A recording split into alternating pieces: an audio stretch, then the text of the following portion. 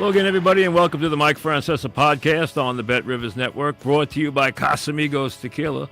Casamigos Tequila is brought to you by those who drink it. Now, we're on the Mike Francesa channel on the Bet Rivers Network, on YouTube, as we have been periodically in the summertime, and where we will be regularly in the fall. We will get more into that schedule as we get closer to September and our weekly schedule, but we will be there live with our Football Friday shows. We will be there with a couple other shows during the week, and don't be surprised if we're there post-game for some football games on Sunday, live up on the network and on the Mike Francesa channel, live on YouTube after games on Sunday. So that is in our plans. Also, we still have some work to do on getting everything figured out, but we will be doing a lot of it. So get ready for that in a big way. But right now, it's still baseball with some football sprinkled in. After Soto's 3 home run performance last night, the Yankees actually beat the White Sox. I have to admit, I was wondering if the White Sox just had one guy that they could reach down that. Now, you know they don't have a good player on the bench, because if they had a good player on the bench, you'd be playing. But you just wondered if they could reach down that bench when they got the bases loaded in the 9th inning. And the Yankees are thinking, oh, man, what if somebody takes one deep here? We lose again and lose back-to-back games to this team, which hasn't won in a month and a half. And here it is, 4-1. Which is too close for comfort, especially with their bullpen. And they just didn't have anything except pop guns on that bench. And they get a little pop-up that doesn't get deep enough for a sac fly. And then a feeble strikeout to end the game. And you knew Baldwin was just overmatched. I mean, he's up there flailing. He's looked overmatched in almost all his at-bats so far. But, hey, it's the White Sox. They've already lost 90-plus games. So you know how bad they are, even though they, put forth that big effort on Monday night to embarrass the Yankees. Yankees will have a bullpen game today, which is what any game that Warren starts will be. And they'll try to get out of there, which most likely they will. It would be pretty embarrassing to lose 2 out of 3 to this team. Get out of there with a win, get a day off, and go to Detroit. As Soto put some muscle out there, 3 home run game, and close the gap a little bit. Let's be honest, these guys are going to finish 1-2 in the MVP voting. It's happened before. Hey, Marlon Maris, go look at 60. Maris edged Mantle for the MVP by 1 vote. That would have been Mickey's 4th. If it would have been his 3rd then, he won it in 62, would have been his 4th. And 61, they were again the 2 big players. Maris hitting 61 homers, Mantle hitting 54 and hitting 317, and providing protection for Maris. These 2 guys are going to hit probably 90 some odd, or maybe even 100 home runs between them. Maris and Mantle hit 115 between them. So they're going to hit somewhere probably in the mid-90s when they finish it. They're going to finish 1-2 in the MVP voting. The judge is going to win it, as he should. But the Yankees, they're going to still go into the postseason with some worries, because these problems are not going to be solved. Whether they edge the Orioles, and they have a better schedule, they have now edged in front of them.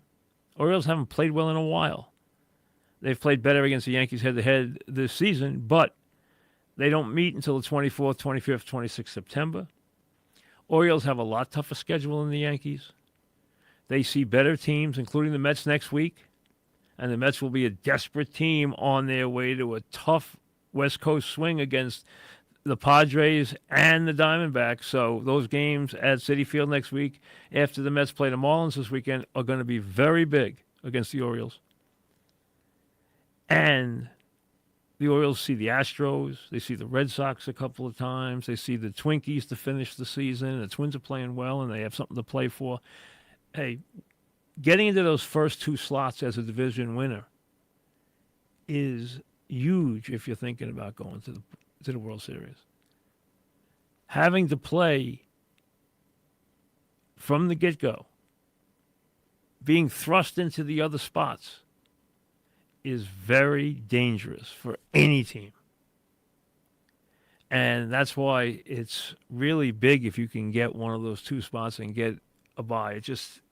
It means a lot, more than it had in the past, and it means a great deal, and that's what they'll be fighting for over these last 40-plus games for the season. Now, while the Yankees are going about their business on the road, White Sox, then to the Tigers for the weekend, the Mets come home, and I guess everybody figures, hey, they're playing the A's, and the A's last year were one of the worst teams we'd seen until we'd seen this year's White Sox. They were just non-competitive. They are a lot better this year. And they've got some good young players in that lineup, just like the Angels do. The A's do too. I mean, it's amazing how many good young players there are. They got some guys that can play in that lineup. They got some guys that can hit in that lineup. We got a catcher that's got 22 home runs. And he hits himself a big home run last night and has a couple of hits. But the Mets right now are on fumes. They're 2 games behind the Braves. They have now fallen 6 games behind San Diego and Arizona. That's a lot. The Braves are 63 and 56. The Mets are 61 and 58. The Giants and the Cardinals are 500. Giants are 61 and 61. Cardinals are 60 and 60. So the Mets have a 2-game edge on those teams, and 3 in the loss. 2 against the Giants, 2 against the Cardinals, who have games to make up, and they're 2 games behind the Braves. But right now they're on fumes. Severino has hit a wall his last 3 starts. The bullpen has sprung leaks all season. You just try to patch it here, patch it there. Give me a new guy here, give me a new guy there. This guy's hot right now, this guy's cold right now. Mix and match, that's all it is. But that lineup, top to bottom, which was so energetic and so live, from Lindor and Nimmo at the top, raking like crazy, to guys at the bottom, like Iglesias and Vader doing their job. Now, guys have cooled off. They've all cooled off, but some of them have really gone ice cold. Nimmo is since the break, he's done nothing. 1 for his last 18, 3 for his last 26, 10 for his last 55 with no homers and 3 RBIs. In his last 117 at-bats, he struck out 39 times. He has just gone into a major funk. Now, after that big hot streak and all those home runs, did they figure out a way to pitch to them? Maybe. Maybe he has to make that adjustment. I think that's what's going on with Alvarez now. They stopped feeding Alvarez a steady diet of fastballs, which he kills, and now they're hurting him with the slurves and the curves and the sliders and sweepers and anything that has a move on it, that it's bothering Alvarez. And maybe he's not 100%. But he has cooled off dramatically also. 34 strikeouts in his last 100 at-bats. 170 in his last 15 games. There's too much of that in that lineup right now. Martinez has cooled off. Nimmo, Alvarez, Martinez, etc., etc. Other than McNeil, nobody's really hot. McNeil's been really good since the All-Star break. Been a different player. He's got an OPS over 1,000. Or over 1, whatever we want, any way we want to count it. The bottom line is this team has hit a wall here. And they need somebody to lead them out of this. Now, who's going to be the guy? Martinez took a shot on the elbow last night, which I don't know if he'll be in the lineup today or not, because that guy, Boyle, was throwing 100 miles an hour, and he whacked him on the elbow. And that had to hurt. So maybe he's in the lineup, maybe he's not. You want to see Nimmo get going. You want to see Alvarez get going. Lindor was so hot, was so good for so long. You knew he had to cool off. That's okay. He'll get back. He hasn't cooled off dramatically, but he's just not dominating like he was. They need a pick-me-up, whether it's with the starting pitcher, whether it's somebody in the lineup getting red hot. They need somebody to jump up right now and give them a lift. They have hit that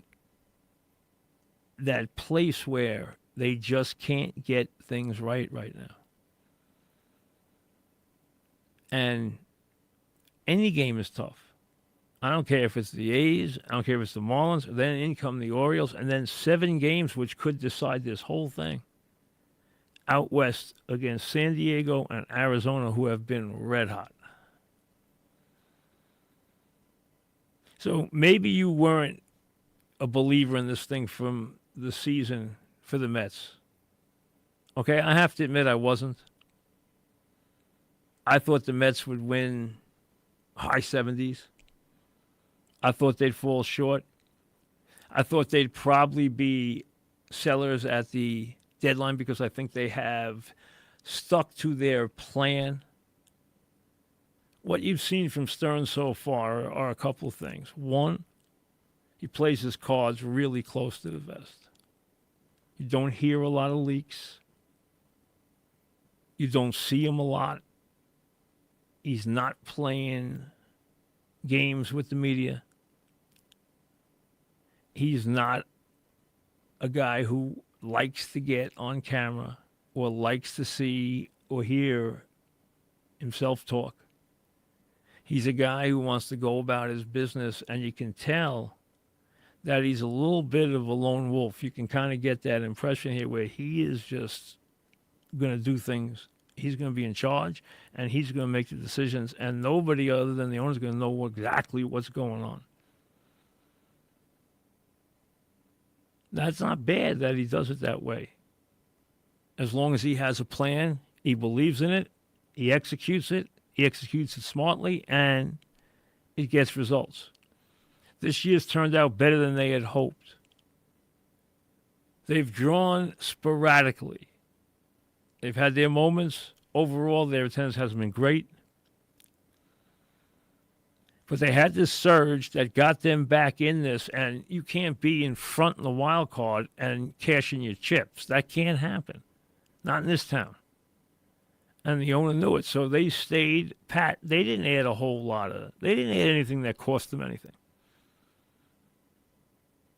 They added volume, they added bodies, they hoped to turn some things around, but they didn't add anything that was going to cost them anything. They also didn't unload anything, including Alonso, who I think most likely is now out of here because I don't see them agreeing. I think Boris's opinion of Alonso is going to be very different than the Mets' opinion of Alonso. So I really think it's unlikely he's back. And they have an overall plan that probably doesn't even include a lot of these guys because the Mets are not young in a lot of spots. There are a lot of guys who, when this team gets good, whenever that is, won't be here.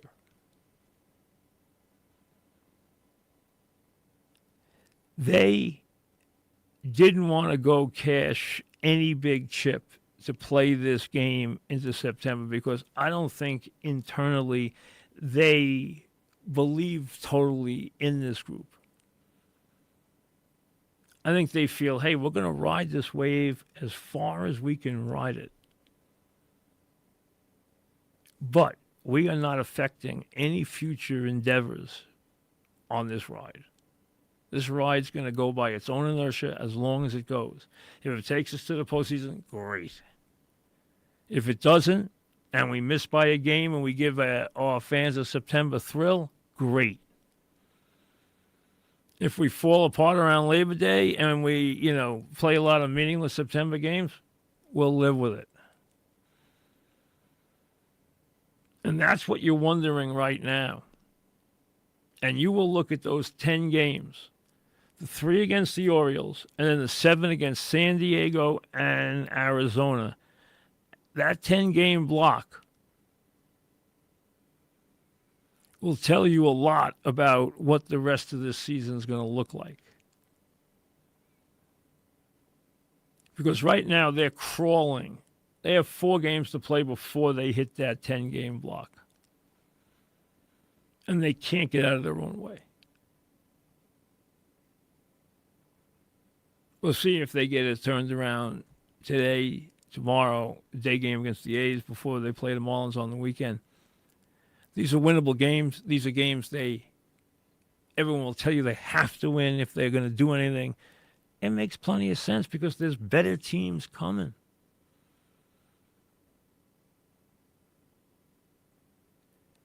Listen,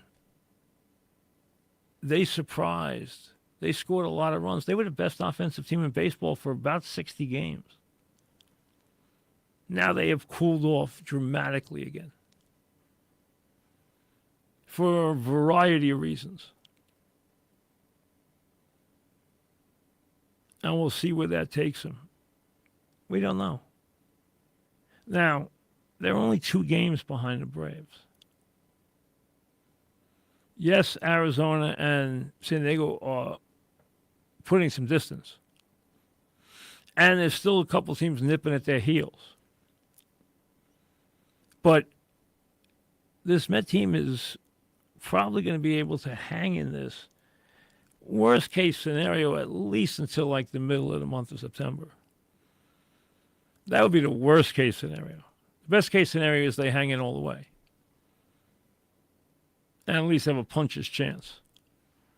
But they have got to find some energy, and they have got to find somebody who's going to step up and lead them right now. Just by performance. Get up there and just lead them by performance. Because right now they're hurting. And that team that looked so good when they were smacking the Yankees around, they don't resemble that team right now. Now, little football. The things you care about most in August are 3 things. 1, am I getting anything out of my hot shot guy I brought in? Either my free agent or the guy I drafted really high. Is he going to be what I hoped he would be? A sudden impact player. Number 2, am I getting everybody I need in the fold? That means contract haggles, stuff like that. And number 3, can I stay away from the disaster that injuries bring? Now, we saw McCarthy get hurt for Minnesota.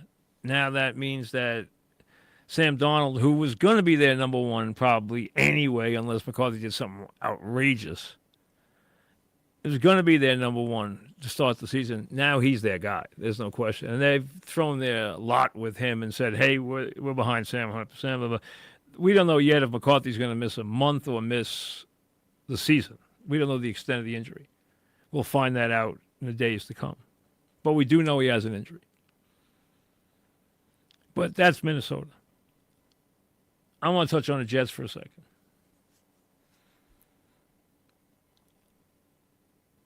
I'm very interested in the Jets, and I have been, because I want to see this team on the field with the quarterback healthy, with the offensive line that I screamed and begged for, which they gave me. They gave me, on a scale of 1 to 10, they gave me 9. They gave me the left tackle I screamed about. I wanted a couple of different pieces as the insurance policies, but I also wanted the kid out of Penn State, and they game, and that came too. So I got to be happy with what the offensive line gave me. But what the Jets don't need is distractions. Why put this thing together the way you have, which is really for a run right now? This is a now team. You have an old, legendary quarterback coming off a season injury. You have a defense that is put together to compete. And you have skill. Now that you have an offensive line, you have skill. You have an incredibly explosive running back who I think is on the verge of superstardom. You have a wide receiver who's going to be a top 10 receiver. I don't want to say top 5 because that is rarefied air in this league. But top 10 is damn good. You want to see them put this together. Are you concerned about the coach staff? Yes. Are you concerned that they'll make the wrong management decision? You always are.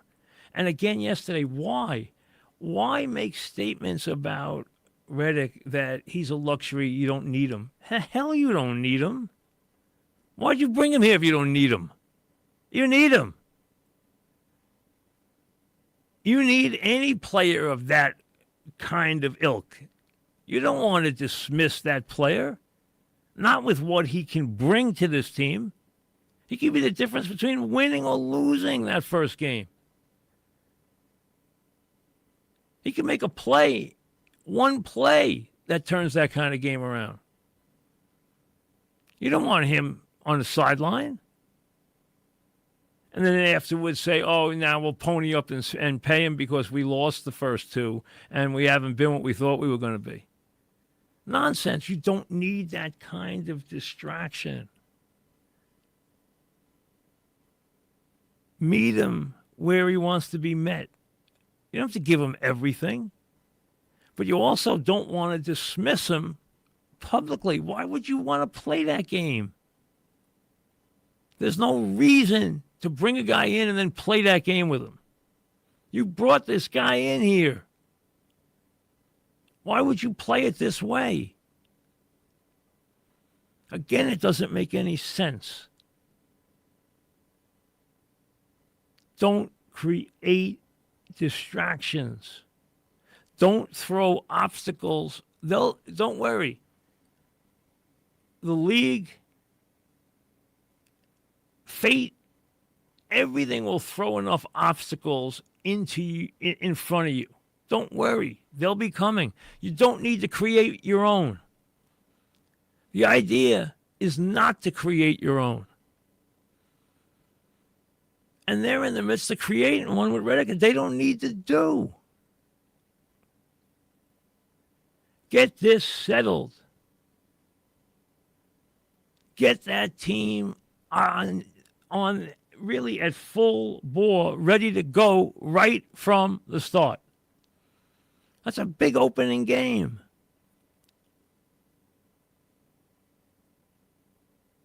You can see what Reddick's plan is. The only recourse Reddick has, yeah, he can yell for a trade, but they're not going to trade him. He knows that. What he has to do is he has to sit out and hope that they don't sniff the quarterback on opening night and then they come running. Why do you want that to be the reason that everything changes?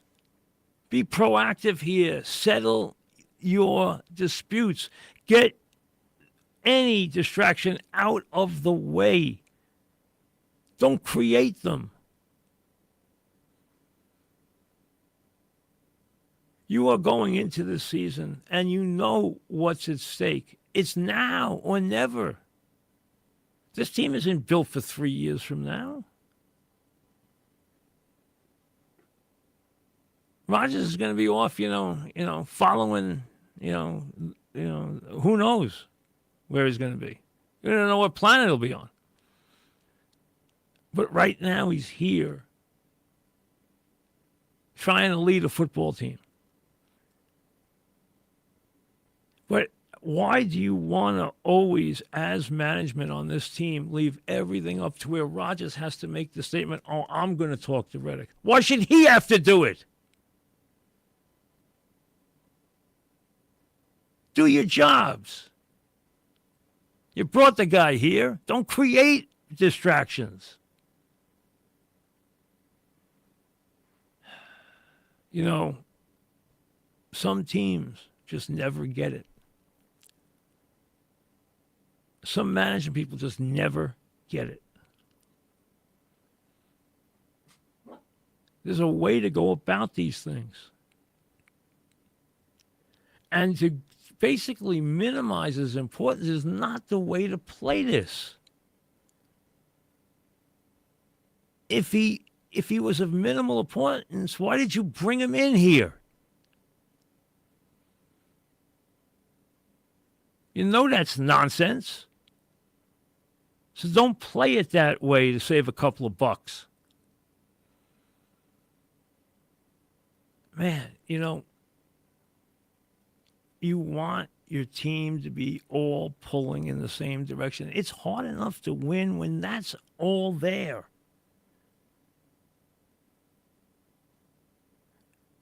You want to do anything you can not to get involved in that stuff, because it can backfire and it can cost you. And the game or two that it cost you in September can wind up costing you a lot come the end of the season.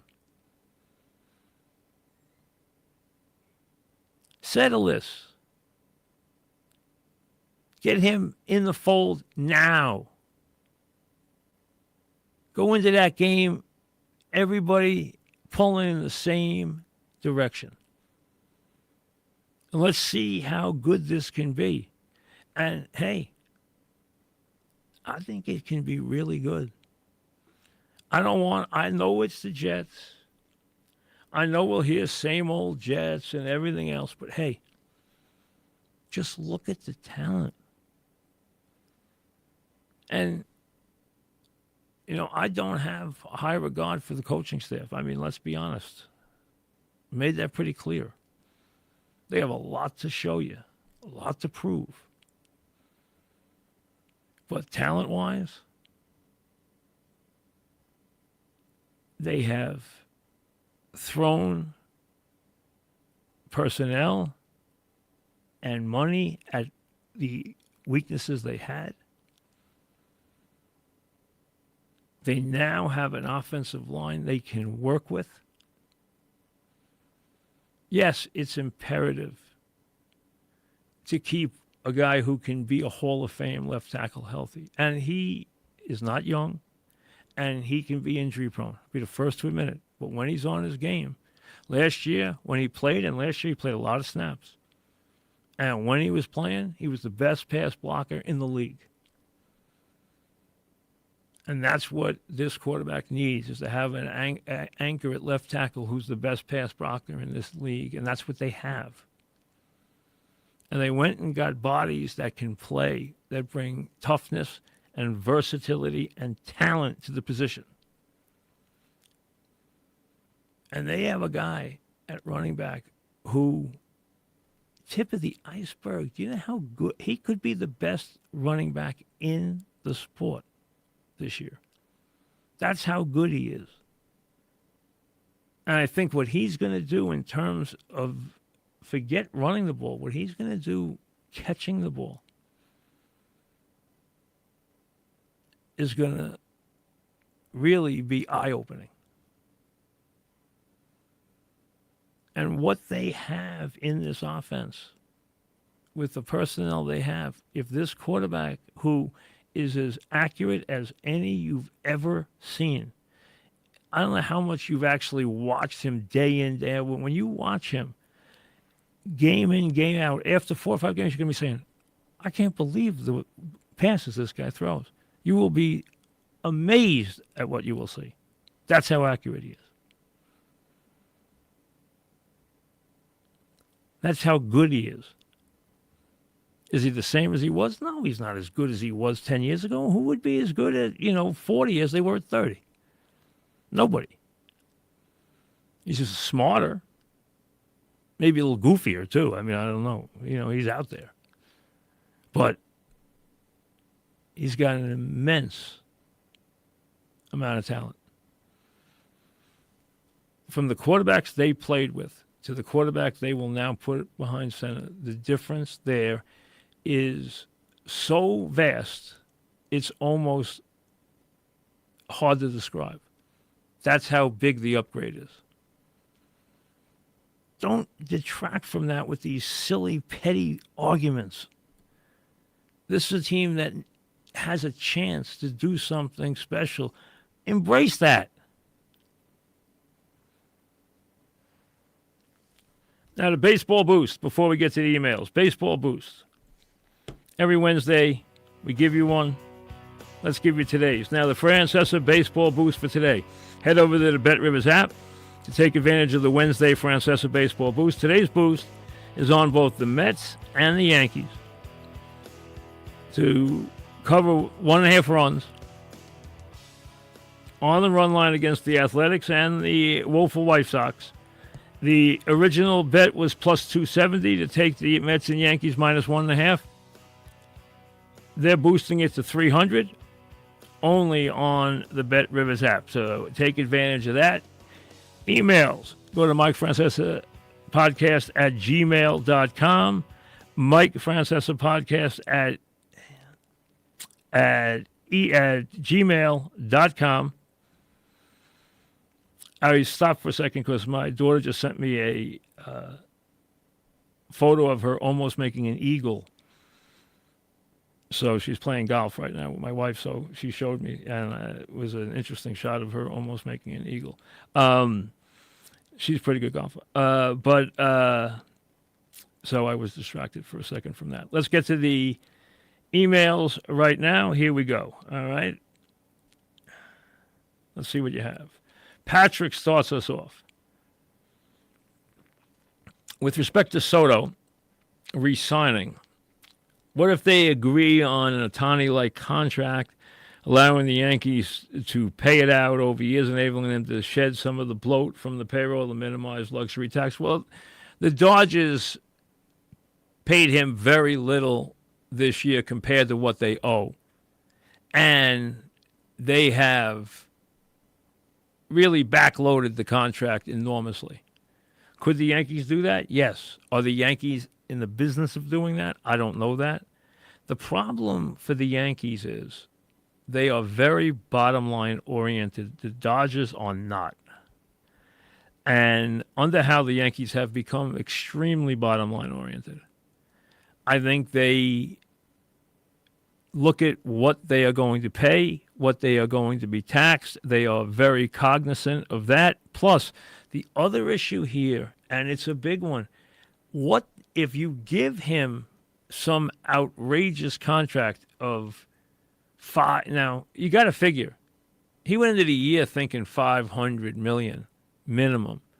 He's had a monster year. He's thinking, I guarantee you, Boris is thinking more like Ohtani, which is 700, then he's thinking 500.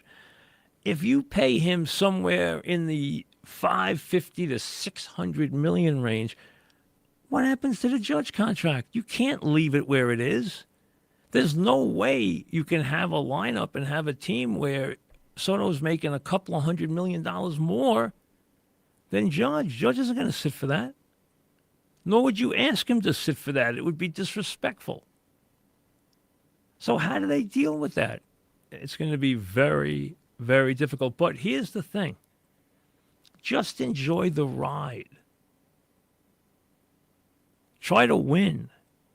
The best thing you could do, if you could ever consider having a guy say, I want to stay here in the worst way, would be to have him have a special fall. Win a championship, him be a major reason why they win a championship, maybe even be a postseason MVP of some kind. And that could play into this whole thing.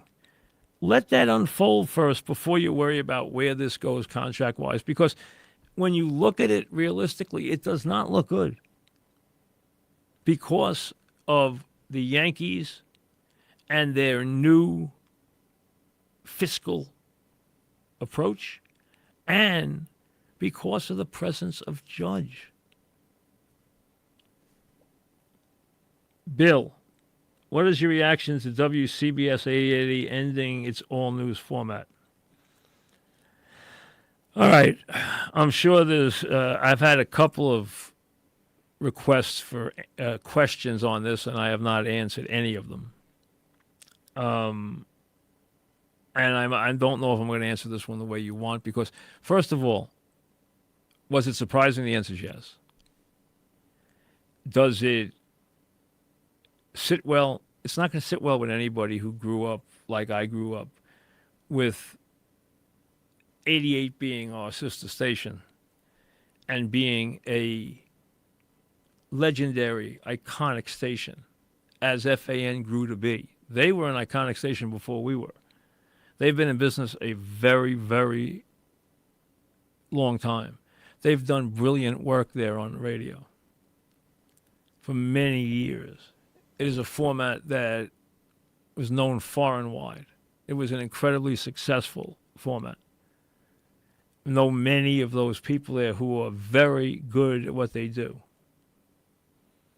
in all different jobs. And so the relationship that I had as being a big part of WFAN, which grew into an iconic station and had this sister station that we were very close to in working proximity and had a very close relationship with. So it's kind of like family for me. I have not talked to anybody on either side of the LMA. I have not talked to anybody from Odyssey. I have not talked to anybody from Good Karma. I have not talked to Craig Carmison. I have not talked to anybody involved in the deal. So I'm not going to talk anything about the business end of this because I don't have all the facts, number one. Number two, am I surprised that they would give ESPN and LMA? Yes, of course I'm surprised. Anybody would be. Am I surprised that and saddened that format's going away? Yes. And do I feel for the people who have worked there and done a great job there? Yeah, of course you do. You don't want to see anybody lose their job. So from that standpoint, it's tough to take. But again, I can't get into the business end of it because I haven't talked to anybody about it. Surprised, like everybody else, very surprised and very saddened because, like I said, we had a very close relationship with 88. They're our sister station. We shared a lot of radio history together. We have both filled up a lot of trophy cases with awards. We both have become iconic stations together. So it's like a family thing there.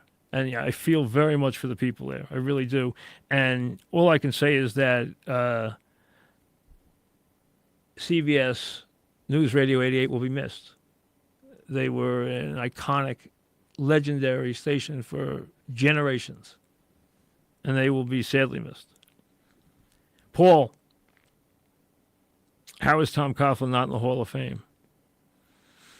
It seems like a huge oversight. I think Tom Coughlin will make the Hall of Fame. It happens.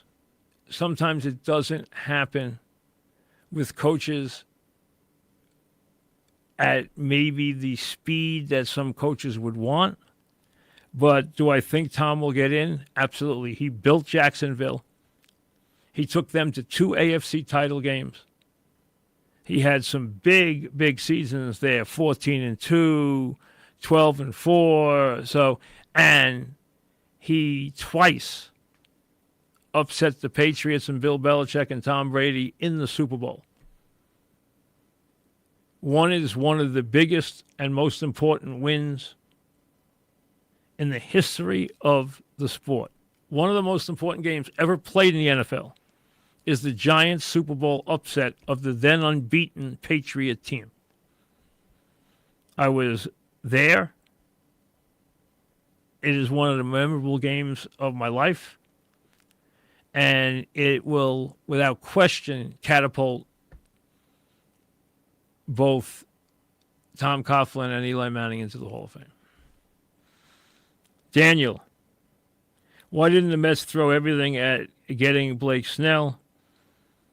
It's going to cost them a wild card spot. I don't know what Snell would have wanted going forward. I don't know that the Giants were eager to deal him. At the break, he was starting to pitch very well. He came off the break and pitched a no-hitter. He is an extremely talented pitcher. He's a pitcher that could make the difference. He's a pitcher who could pitch the Giants into the wild card this year. So I don't know that he was readily available. I don't know how available he was, and I don't know what the cost was, so it's hard to say. But nobody else got Snell either. He stayed.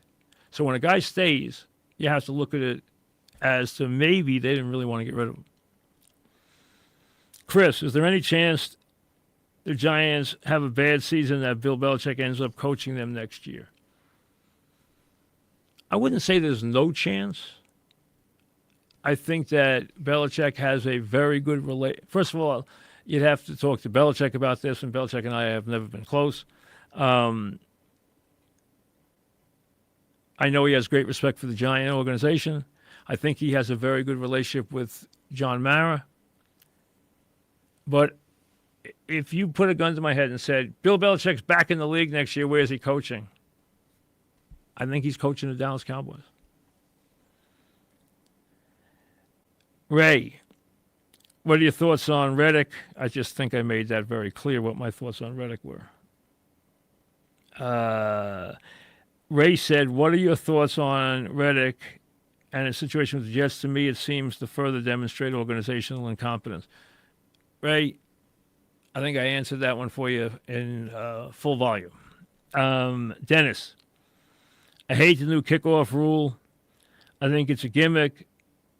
Do you think the new rule will last past this season? I hate the rule. I hate anytime they start to change rules now, it is always for the worst. I can't stand it, but they are well on their way to legislating the kickoff out of the game. You'd have to be blind not to see that. They want the kickoff out of the game. Now, it also takes the onside kick out of the game. They've pretty much ruled, when they changed the rules to how you could attack an onside kick, they completely took the power of the onside kick away. It became almost impossible to get an onside kick, and the numbers show that. So they've almost ruined the onside kick anyway. And the onside kick has a big place in this sport. I can think of great playoff games where teams recovered onside kicks. I mean, I hate when they do these things. I understand they're looking at numbers and the injuries that happen on kickoffs, the concussions that happen on kickoffs, but I don't like the way they're going here. I think this thing we're looking at this year is a complete joke. I would rather they just did away with the kickoff rather than insult us with what we're looking at now. And I do think they're going towards eliminating the kickoff. I really do. And let's be honest, it will, for all intents and purposes, eliminate the onside kick, but they've gone a long way towards eliminating the onside kick anyway, as you know, just by the way they legislated on how you have to attack it. It took away all the ability to really recover onside kicks. We'll see you later.